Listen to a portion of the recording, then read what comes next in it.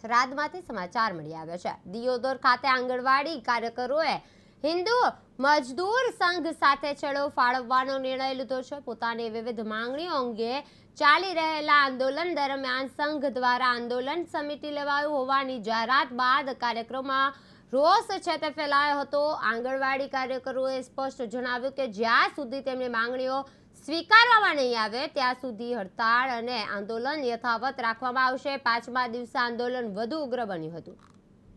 Union Hindu મજદૂર સંઘ સાથે અમે જોડાયેલા હતા।